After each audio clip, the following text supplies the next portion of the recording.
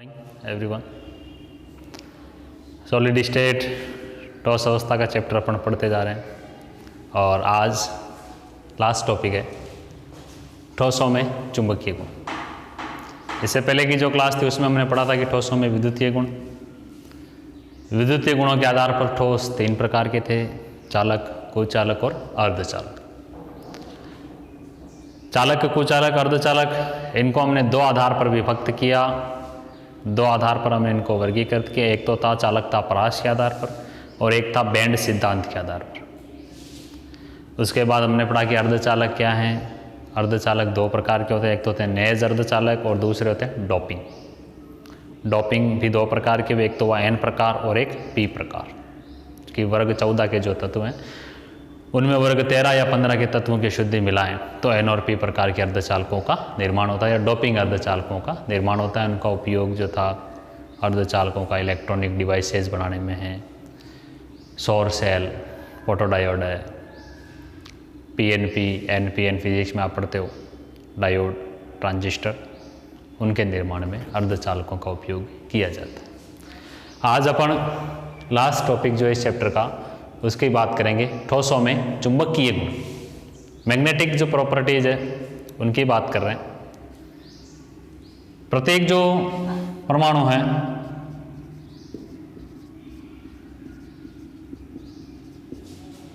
उसमें जो इलेक्ट्रॉन होता है वो चुंबकीय गुणों के लिए उत्तरदायी होता है, या फिर अपन यूँ कहते हैं कि एक जो इलेक्ट्रॉन है वही चुंबक की भांति व्यवहार करता है, वही वहाँ पर चुंबक का कार्य करता है। और इलेक्ट्रॉन की जो गति होती है,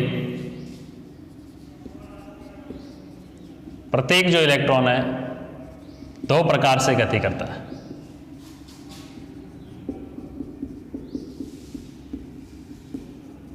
दो प्रकार से गति करेगा। एक तो होती है उसकी कक्षीय गति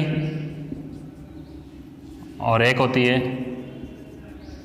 चक्रण या फिर अक्षीय गति। आपने पढ़ा है कि जो सूर्य है, सन, उसके चारों ओर परिक्रमा करती है कौन? पृथ्वी। पृथ्वी जो है वो सूर्य के चारों ओर चक्कर लगाती है।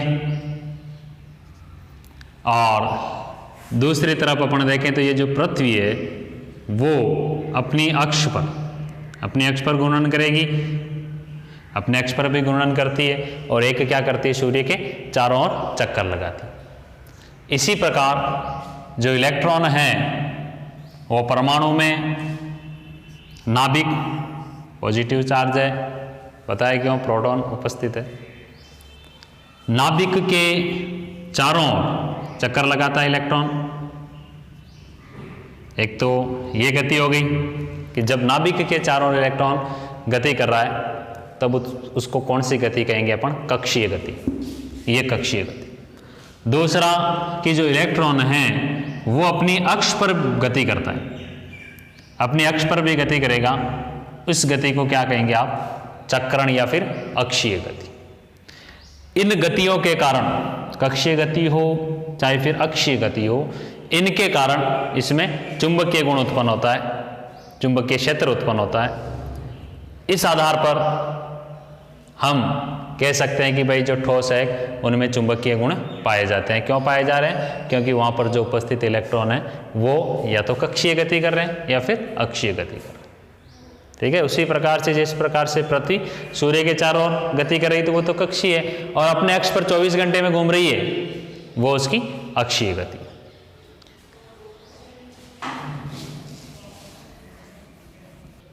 चुंबकीय गुणों के आधार पर पदार्थ की अपन बात करें, चुंबकीय गुणों के आधार पर पदार्थ 5 प्रकार के हो सकते हैं। एक तो होते हैं अनुचुंबकीय,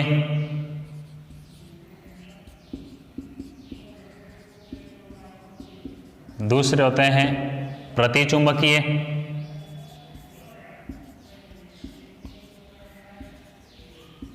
तीसरे होते हैं लोह चुंबकीय,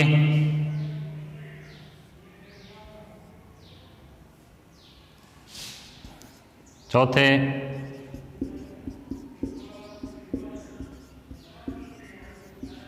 प्रतिलोह चुंबकीय, और नंबर 5 फेरी चुंबकीय। ये 5 प्रकार होते हैं पदार्थ के चुंबकीय गुणों के आधार पर। पदार्थ जो ठोस है वो 5 प्रकार का है, अनुचुंबकीय, प्रतिचुंबकीय, लोह चुंबकीय, प्रतिलोह चुंबकीय और फेरी चुंबकीय। अब इनको अपन परिभाषित करते हैं, तो आप यहाँ पर ध्यान से देखेंगे कि जो 2 पार्ट है ऊपर के, अनुचुंबकीय और प्रतिचुंबकीय, इनको अपन इलेक्ट्रॉन, जो इलेक्ट्रॉन है उसके आधार पर परिभाषित करेंगे। और ये जो 3 हैं इनका जो आधार होगा वो अलग होगा, इनको अपन परिभाषित करेंगे डोमेन के आधार पर। डोमेन क्या है ये मैं आपको अच्छी तरह से समझाऊंगा। उससे पहले अपन ये पढ़ लेते हैं कि अनुचुंबकीय और प्रतिचुंबकीय, कि अनुचुंबकीय और प्रतिचुंबकीय क्या है। अनुचुंबकीय पदार्थ जो चुंबकीय क्षेत्र में दुर्बल रूप से आकर्षित होते हैं। अनुचुंबकीय जो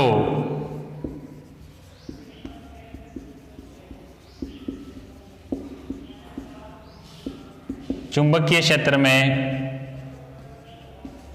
दुर्बल रूप से आकर्षित होते हैं।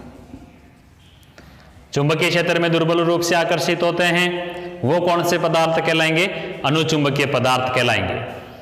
और इनमें इनकी जो विशिष्टता है, इनमें अयुग्मित इलेक्ट्रॉन उपस्थित होते हैं। कक्षक जो होंगे उनमें अयुग्मित इलेक्ट्रॉन उपस्थित होंगे।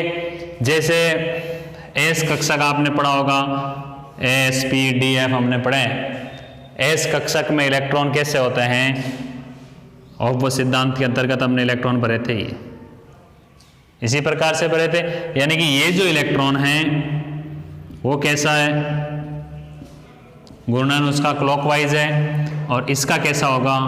Anti clockwise.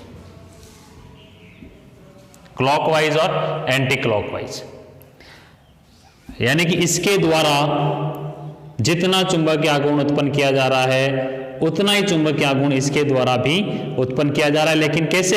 विपरीत दिशा में। विपरीत दिशा में यानी कि ये एक दूसरे के प्रभाव को या एक दूसरे के घूर्णन को क्या कर रहे हैं? नष्ट कर। तो जो अनुचुंबकीय पदार्थ हैं उनमें अयुग्मित इलेक्ट्रॉन उपस्थित होते हैं, ये इसकी विशिष्टता होगी। अयुग्मित इलेक्ट्रॉन उपस्थित होंगे, और इन अयुग्मित इलेक्ट्रॉनों की उपस्थिति के कारण, अयुग्मित इलेक्ट्रॉन उपस्थित है यानी कि इनका जो चुंबकीय क्षेत्र है, चुंबकीय प्रभाव या एक जो राशि है, भौतिक राशि चुंबकीय क्षेत्र की, चुंबकीय आघूर्ण, तो इनका चुंबकीय आघूर्ण कुछ ना कुछ होगा, क्योंकि इनमें जो इलेक्ट्रॉन है, जो बॉक्सेस जो होंगे, एक इनमें इलेक्ट्रॉन अयुग्मित इलेक्ट्रॉन जैसे पी है, एस पी, इनमें अयुग्मित इलेक्ट्रॉन उपस्थित है। तो इनका जो प्रभाव है चुंबकीय क्षेत्र वो एक ही दिशा में, इसका मतलब इनका कुछ ना कुछ चुंबकीय आघूर्ण होगा। जैसे इसका 2 एक निश्चित चुंबकीय आघूर्ण होगा। जैसे अयुग्मित इलेक्ट्रॉन यहाँ पर कितने आ रहे हैं? 4 आ रहे हैं। लेकिन जब इनमें इलेक्ट्रॉनों का युग्मन होता, ऐसे होते यदि ये, तब ये एक दूसरे के प्रभाव को क्या करते? निरस्त करते, नष्ट करते, और इनका चुंबकीय आघूर्ण कितना होता? 0 होता।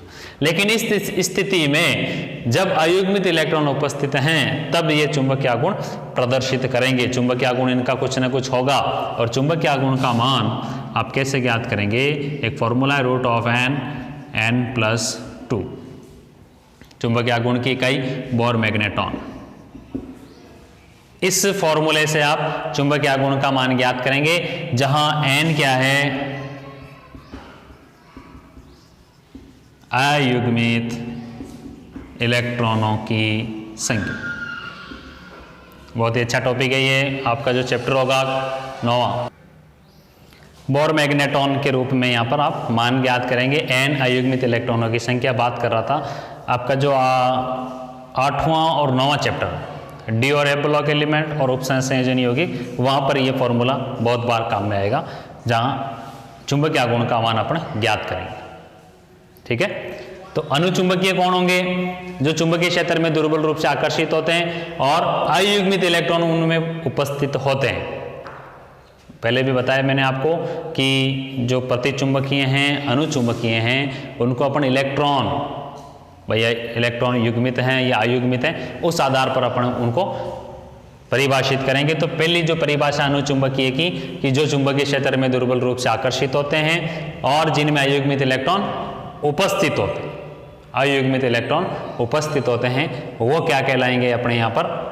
अनुचुंबकीय पदार्थ। जैसे Fe3+। Fe3+ है तो इसमें अयुग्मित इलेक्ट्रॉन उपस्थित होंगे। कैसे देख लेते हैं अपन इसको।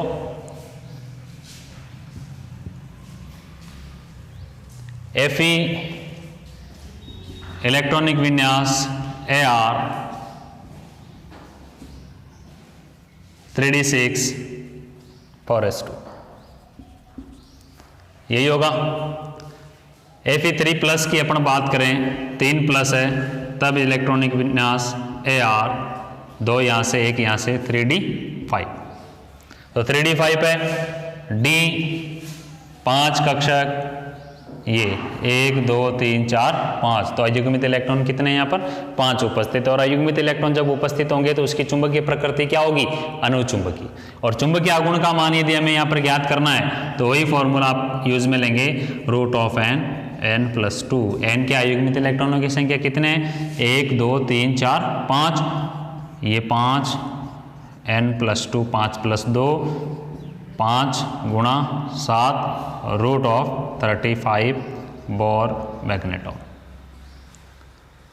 ठीक है, यानी कि √35 का मान 6 से थोड़ा कम होगा, 5.9 बोर मैग्नेटॉन। ये Fe3+ का चुंबकीय आघूर्ण।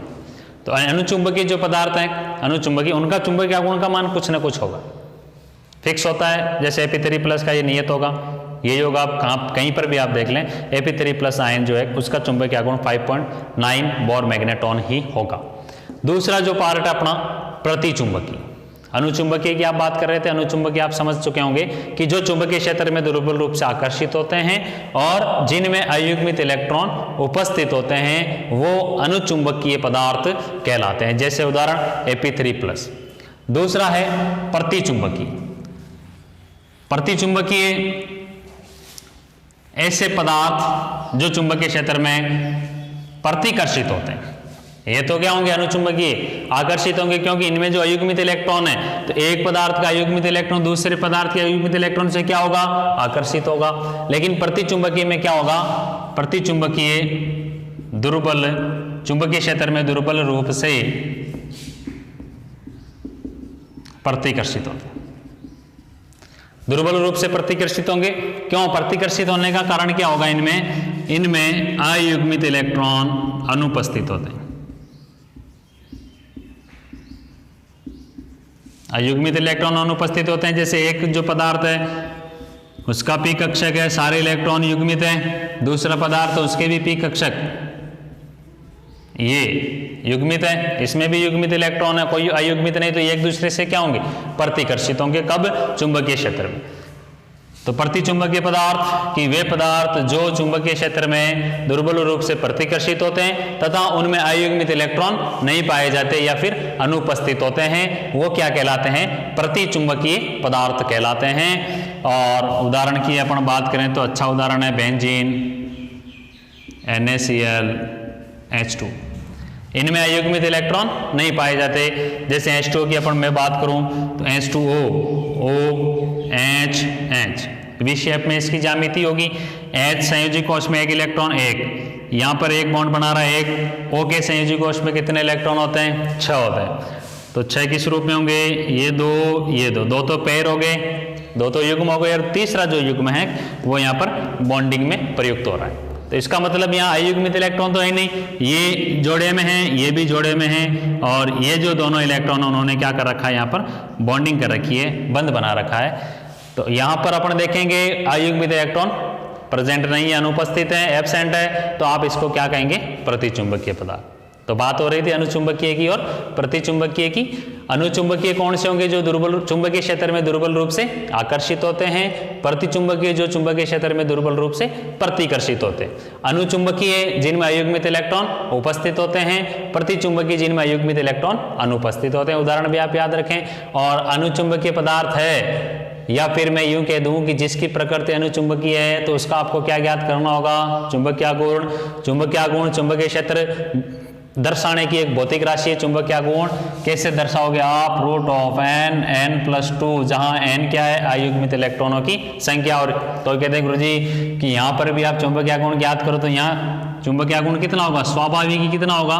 0, क्योंकि अयुग्मित इलेक्ट्रॉन यहाँ पर कितने हैं? 0 है। तो n का मान कितना आ रहा है? 0, 0 + 2, 0 से गुणा हुआ तो कितना हो गया? 0। ठीक है।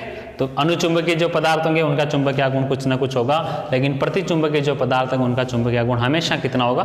0 होगा। तो ये तो बात थी इन दो प्रकृति के जो पदार्थ हैं, अनुचुंबकीय और प्रतिचुंबकीय। अब जो तीन जो दूसरे हैं जिनको मैंने आपको बताया था कि इनको तो मैं इलेक्ट्रॉन के आधार पर समझाऊंगा, और वो जो तीन है वो डोमेन के आधार पर अपन समझने की कोशिश करेंगे।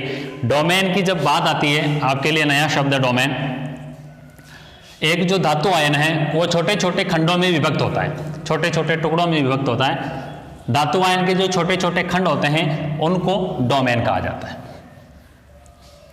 धातु आयन के छोटे छोटे खंडों को डोमेन कहा जाता है। जैसे एक धातु का टुकड़ा है ये, तो इसमें जो डोमेन है धातु आयन, जैसे ये ऐसे इस प्रकार से बिखरी व्यवस्था में, एक जैसे ये फिर दूसरा, ये फिर तीसरा, ये चौथा, ये धातु आयन है 5 और ये 6, ये डोमेन कहलाएंगे। इनमें आप देख रहे हैं अभिविन्यास जो है, इलेक्ट्रॉनों का जो अभिविन्यास है वो व्यवस्थित नहीं है, अनियमित है। जैसे ये इस दिशा में, ये नीचे आ रहे हैं, ये फिर देखें। तो इन धातु आयन के छोटे छोटे जो खंड हैं उनको क्या बोला जाता है? डोमेन बोला जाता है। और इन डोमेन के आधार पर, इन डोमेन के अभिविन्यास के आधार पर अपन यहाँ पर बाकी के जो तीन प्रकृति के जो पदार्थ हैं, लोह चुंबकीय, प्रतिलोह चुंबकीय और फेरी चुंबकीय, उनको समझने का प्रयास करेंगे। तो तीसरा पार्ट में लिखता हूं यहाँ पर, लोह चुंबकीय पदार्थ। लोह चुंबकीय पदार्थ जो धातु के जो डोमेन हैं या धातु आयन हैं, यदि इसको अपन अचुंबकीय क्षेत्र में रखें तो किसी प्रकार का कोई प्रभाव यहां पर नहीं पड़ता, या ये चुंबक की भांति व्यवहार नहीं करेंगे, चुंबकीय गुण इनमें उत्पन्न नहीं होगा। लेकिन जब धातु आयन को अपन चुंबकीय क्षेत्र में रखें तो इनके जो डोमेन हैं वो एक ही दिशा में अभिविन्यासित हो जाते हैं। जो डोमेन जो है, डोमेन किसको कह रहा हूं मैं, समझ चुके हैं आप। धातु आयन के जो छोटे छोटे खंड है जहां इलेक्ट्रॉन है, धातु आयन जो है छोटे छोटे खंडों के रूप में उनको व्यक्त किया जाता है, विभक्त किया जाता है, उसको क्या बोलेंगे आप? डोमेन बोलेंगे। तो लोह चुंबकीय पदार्थ कि जिनको, ऐसे पदार्थ जिनको चुंबकीय क्षेत्र में रखने पर उनके डोमेन एक ही दिशा में अभिविन्यासित हो जाते हैं, एक ही दिशा में विन्यासित होते हैं, वो कौन से पदार्थ कहलाएंगे? लोह चुंबकीय पदार्थ कहलाएंगे। ऐसे पदार्थ जिनके डोमेन चुंबकीय क्षेत्र में एक ही दिशा में विन्यासित होते हैं, उनका जो अभिविन्यास है वो एक ही दिशा में होता है, चुंबकीय गुण एक ही दिशा में होता है, तो वो लोह चुंबकीय पदार्थ कहलाएंगे। और जब यहां से चुंबकीय क्षेत्र हटा भी लें, चुंबकीय क्षेत्र जब यहां से हटा भी लें, तब भी ये चुंबकीय प्रभाव दर्शाते हैं, तब भी इनका चुंबकत्व नष्ट नहीं होता। उस स्थिति में भी ये चुंबकत्व का गुण रखते हैं। कब? जब चुंबकीय क्षेत्र हटा लें तो भी। तो ध्यान से सुने, लोह चुंबकीय पदार्थ ऐसे पदार्थ जो चुंबकीय क्षेत्र में उनके डोमेन, जिनके डोमेन चुंबकीय क्षेत्र में एक ही दिशा में अभिविन्यासित हो जाते हैं और चुंबकीय क्षेत्र हटा लेने पर भी ये स्थायी चुंबक की भांति व्यवहार करते हैं, लोह चुंबकीय पदार्थ कहलाते हैं। उदाहरण है Fe, कोबाल्ट, निकल, ये लोह चुंबकीय पदार्थ हैं। इनमें जो डोमेन जो हैं वो किस प्रकार से अभिविन्यासित होते हैं वो मैं आपको समझा देता हूं। ये धातु आयन है, इनके जो डोमेन हैं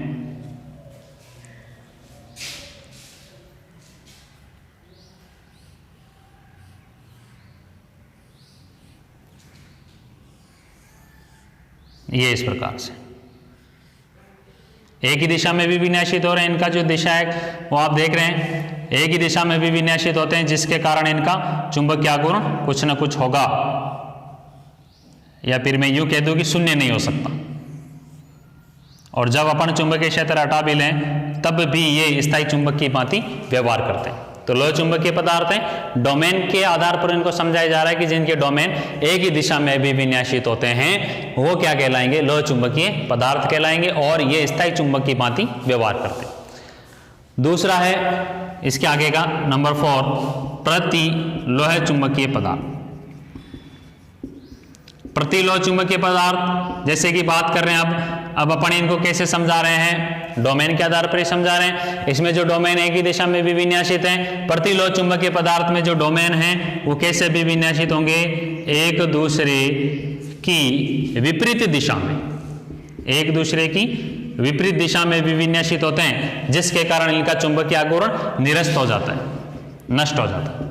इनका चुंबकीय आघूर्ण निरस्त हो जाता है, वो प्रतिलोह चुंबकीय पदार्थ कहलाते हैं, जैसे MnO, Mn2O3। और इनके जो डोमेन है वो किस प्रकार से होंगे, देखें, ये पहला डोमेन है, एक दूसरे की विपरीत दिशा में होंगे, ये दूसरा, ये फिर तीसरा,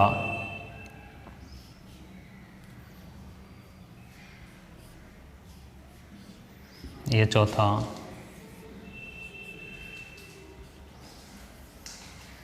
और ये आगे का।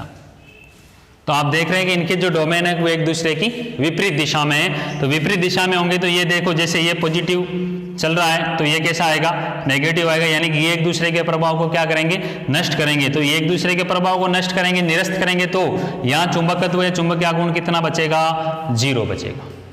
हालांकि ये किससे रिलेटेड हो रहा है, प्रति चुंबकीय पदार्थ से रिलेटेड हो रहा है, लेकिन अपन वहां पर किस प्रकार से बता रहे हैं कि वहां पर जो इलेक्ट्रॉन है वो कैसे हैं, युग्मित हैं। लेकिन अपन यहाँ क्या कह रहे हैं कि यहाँ जो डोमेन है वो एक दूसरे की विपरीत दिशा में व्यवस्थित हैं, अभिविन्यासित हैं, जिससे ये एक दूसरे के प्रभाव को निरस्त करते हैं। नंबर 5 और लास्ट है फेरी चुंबकीय पदार्थ।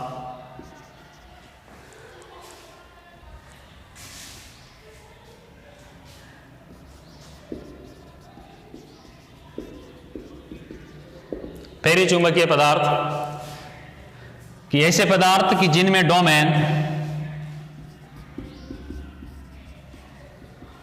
प्रति समांतर और प्रति एकांतर क्रम में व्यवस्थित होते हैं। प्रति समांतर और प्रति एकांतर क्रम में व्यवस्थित हैं, फेरी चुंबकीय पदार्थ कहलाएंगे। और इनका कुछ ना कुछ चुंबकीय आघूर्ण होगा। जैसे यहाँ तो 0 हो रहा है, यहाँ सर्वाधिक हो रहा है, यहाँ 0 हो रहा है, यहाँ सर्वाधिक भी नहीं कह सकते, 0 भी नहीं कह सकते, इनके बीच का, यानी कि कुछ ना कुछ इनका चुंबकीय आघूर्ण होगा, कुछ ना कुछ इनमें चुंबकत्व का गुण पाया जाता है। इसका उदाहरण है Fe3O4 मैग्नेटाइट। Fe3O4 इनमें जो डोमेन है वो किस प्रकार से व्यवस्थित होंगे, प्रति समांतर प्रति एकांतर। देखें ये जैसे पहला ये प्रति समांतर है, फिर तीसरा जो होगा वो इस प्रकार से,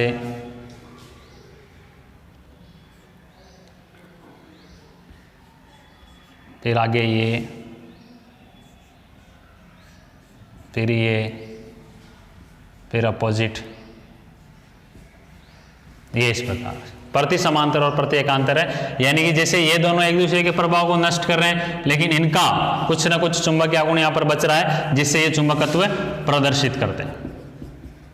तो ये टोटल 5 प्रकार है चुंबकीय गुणों के आधार पर ठोस के। अनुचुंबकीय प्रतिचुंबकीय आप अयुग्मित इलेक्ट्रॉन उपस्थित है कि नहीं उसके आधार पर देंगे, लेकिन बाकी के जो 3 है, लोह चुंबकीय, प्रतिलोह चुंबकीय और फेरी चुंबकीय, इनको आप डोमेन के आधार पर इनको परिभाषित करेंगे। लोह चुंबकीय जिनमें डोमेन एक ही दिशा में भी विन्यासित है, प्रतिलोह चुंबकीय डोमेन एक दूसरे के विपरीत दिशा में है, फेरी चुंबकीय जिनमें डोमेन प्रति समांतर और प्रति एकांतर क्रम में व्यवस्थित है। यहाँ चुंबकत्व का गुण सर्वाधिक है, यहाँ चुंबकत्व 0 है, और यहाँ चुंबकत्व कुछ न कुछ है। यहाँ अपन यूँ कहते हैं कि ये चुंबकत्व प्रदर्शित करते हैं या चुंबकीय गुण रखते हैं। तो ये टोटल 5 प्रकार थे। इसी के साथ अपना जो पहला चैप्टर है ठोस अवस्था सॉलिड स्टेट वो कंप्लीट हो गया, कंप्लीट है।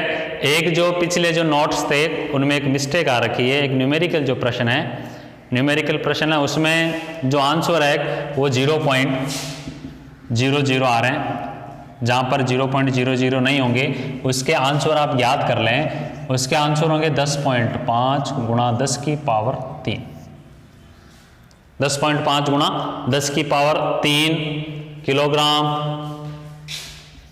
केजी मीटर -3, घात जो है -3 में ये आंसर होंगे। आप उसको ज्ञात करेंगे तो आपको पता चल जाएगा कि उसकी जो पिकोमीटर में दे रखी है उसकी किनारे की लंबाई, तो आप उसको मीटर में कन्वर्ट करें, मीटर में कन्वर्ट करेंगे तो आप क्या करेंगे 10 की घात -12 से गुणा कर देंगे, ठीक है। जेड का मान आपको वहाँ पर दे रखा होगा, उस आधार पर आप ज्ञात कर लेंगे, तो वहाँ पर आंसर जो है ये 0.00 नहीं होगा, वहाँ आप आंसर ज्ञात कर लें, ठीक है। वो मिस्टेक हो रखी है वहाँ पर। अब इसके आगे की जो क्लास होगी उसमें कुछ न्यूमेरिकल प्रश्न होंगे, आंकिक प्रश्न है, वो मैं आपको समझाने का प्रयास करूंगा। आपकी कोई दिक्कत हो तो आप अवगत कराएं। धन्यवाद।